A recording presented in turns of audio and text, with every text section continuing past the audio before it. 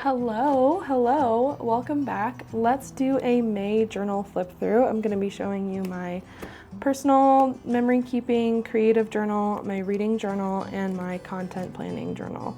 So let's start with the content planning because this is the one that I need to be the most brutally honest with. I'm still struggling to use it in some ways and I haven't been the most consistent. So let's just jump right in. Okay, we have the first week of May. I tested out. I've been liking this format. I'll list my videos for the week and then a little checkbox for filmed, edited, and posted. That's been nice. And then I make an idea box. This was going to be a tracker for if I posted on TikTok, YouTube Shorts, Blue Sky, and YouTube, and I clearly didn't use it. And then this is why I was going to write my YouTube video for the week. And then here I was going to make notes about my content for each day. Didn't do that. Go to the next one. I started off strong. I was using it and then I fell off at the end of the week. But I'm consistent with this, so I still like this. And then this was a really rough week. We had some pet issues. They were in the pet hospital. Everyone's okay, but I really didn't do anything social media. And so at the end, I got a little more motivated at the end of the week and got a little bit back on track. Here was a little bit better. I made my notes each day and I made my tracker. And then I'll give you a sneak peek. Oh no, I didn't use this at all last week. But I'll give you a sneak peek into this week, and I have been using it. I sort of took the idea of my reading journal where I make my hearts for working out, and I made a big check mark for if I posted, just to give myself that dopamine. And then I made notes about the videos I posted. I still have my everything that I'm planning to film and post this week. And then I have an idea dump. And so I've been feeling really motivated using it this week and I hope I can continue. I think I've found a layout that works and it really just is getting in the habit and making sure that I'm looking at this and sticking to it because it is helpful. I think I just sometimes forget that it exists and then I don't pull it out and I don't look at it. So that's that for May. And then my pride and joy, my reading journal. Let's go to May. Okay, so this is the first week of May. This was such a fun little spread. I used stickers from Sticky Club. I'm obsessed with sort of coordinating my washi with my fountain pen inks, and then I use this. This is a washi strip or washi sticker roll from Amazon, but it's also on Etsy, so you don't have to go to Amazon. And I've been using this consistently for months and have read 77 books. And so I still have some life left in this guy. So it's been lasting me a long time. I'll probably be crazy and count up how many books I got from it because I would love to be able to tell you guys how many books you get out of this. Then this is the second week of May. I really liked the way the colors of this came together. I liked the greens and the blues. This was Pilot Irishizuku Konpeki, I believe. It is a vibrant blue. I just had a sample of it and I love it. It's definitely gonna stay on my radar as one to potentially purchase a bottle of, Konpeki, because it is just so vibrant and looks beautiful, particularly on the cream Tomoe River paper. We have this month, a really chill muted blue.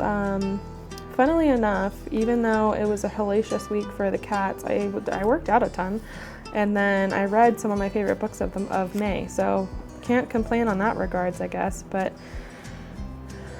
then we went into this nice brown theme. Getting a little more springy summer vibes. This is the last week of May.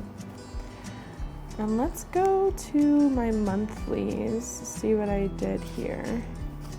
Okay, so this was April. I wrote down everything I actually finished and then highlighted every day I read each book and wrote finished on the day I finished it. And I haven't done that for this month, but I did track my book club books, book releases, and then the books I did finish. So I kind of like this better. I think I'm gonna maybe ditch the tracking of what days I read the book. I'm not sure how much I care about that. And I don't like how that looks messy on the side. So I might not even do this. But yeah, there's a little glimpse at June, I've written down like markers of when I need to finish certain books to stay on track, and so I think I might use this in a more traditional calendar planning sense for this month. But yeah, there's my reading journal. And then we can look at the cousin. So I'm gonna actually show you guys back into April for this to show you sort of my progression. So this was March into April, and I was still kind of breaking it out either with like to-do lists or like timed events this week, and same with this week. And I was not super happy with it. I was noticing I was sort of putting things here like just for the sake of putting them there. You can tell this week I didn't really keep up with it, but then this was the first week I started journaling little things about the day in each column, and then I loved how it looked at the end of the week with it nice and filled out. And the reason this makes a little bit more sense to me is I will just keep this open on my desk throughout the day and sort of take notes or like look at my things I need to get done, my little to-do lists and stuff, but I never write enough to-do lists or tasks or events that it'll fill up the whole page. And I don't find myself flipping like to the daily until I'm just sitting down and wanting to journal. So that's kind of why I wanted to do a little bit of like a summary of what I did each day. And I've been really consistent with that, and it just makes me feel really satisfied, makes me feel like I'm really using it and making the most of it, which is great.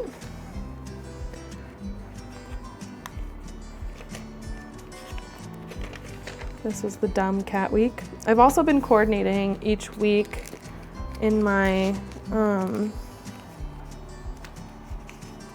journal. I've been coordinating it between the two, and that's been really fun.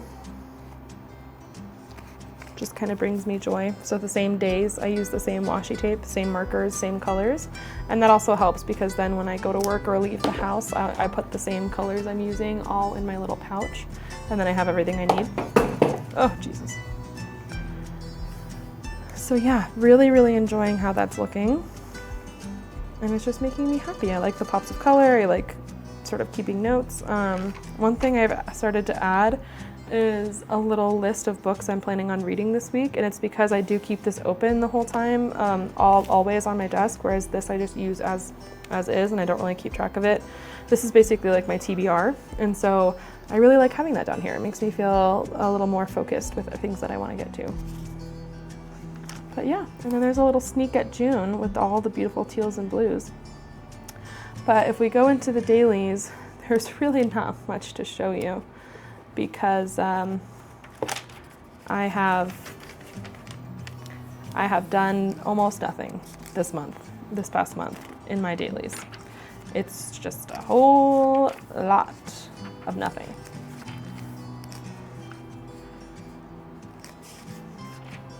A couple little sketches, a couple days of just journaling.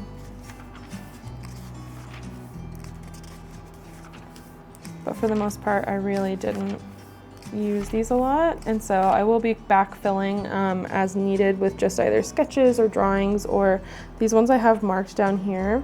I was planning on making spreads or pages for my 5-star reads the way that I did with Our Infinite Fates a couple of months ago, whenever that was.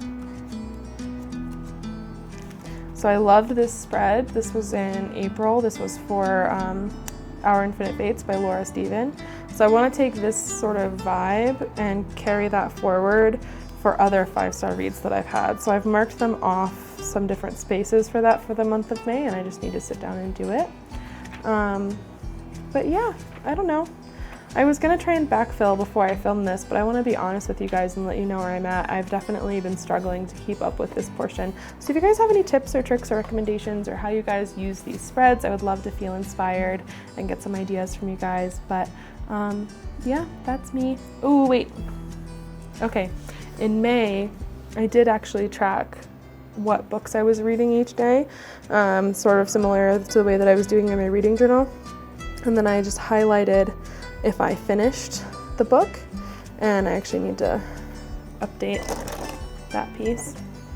But I think the reason this didn't irritate me as much as it did in the reading journal is just because there was a lot more space. Oh no, I used the wrong color.